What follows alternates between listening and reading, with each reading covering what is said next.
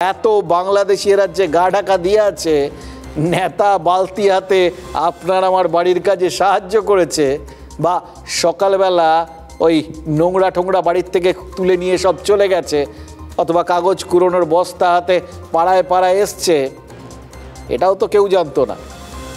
সত্যিই তো উত্তর 24 পরগনার কলকাতার একটা বড় অংশে নাকি হঠাৎ করেই ওই রহিমার মা বা মালতীর মায়েদের খোঁজ পাওয়া যাচ্ছে না।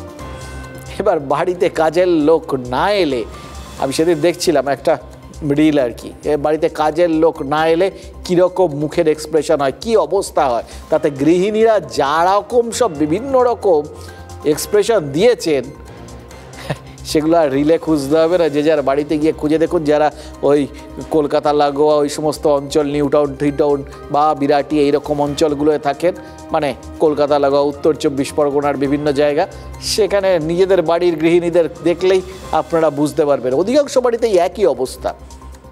আজ উত্তর 24 পরগনার দুটো জায়গায় আমরা আমাদের প্রতিনিধি পাঠিয়েছিলাম, জানেন তো, দেখতে যে সত্যিই ব্যাপারটা কেন হলো। মানে অঙ্ক ওই ব্যাক ক্যালকুলেশনে মেলানোর একটা ব্যাপার থাকে না, আমরাও ব্যাক ক্যালকুলেশন শুরু করেছিলাম। তার কারণ আমরা শুনতে পাচ্ছিলাম যে এখানে ওই লোক বিভিন্ন জায়গাতে কাজের লোক হঠাৎ হাওয়া হয়ে গেছে, আর ওদিকে শুনছিলাম সীমান্তের বিভিন্ন জায়গায় বাংলাদেশিদের ভিড় জমছে, তারা সবাই নাকি বাংলাদেশে ব্যাক টু প্যাভিলিয়ন।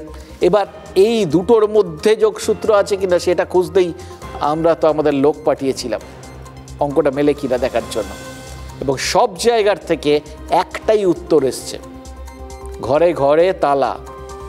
ওই ঘরের ছেলে মেয়েরা নাকি, ওই ঘরের ছেলে ঘরের মেয়ে, তারা যে যার ঘরে ফিরে গেছে বা যাওয়ার চেষ্টা করছে, যে ঘরের নাম বাংলাদেশ।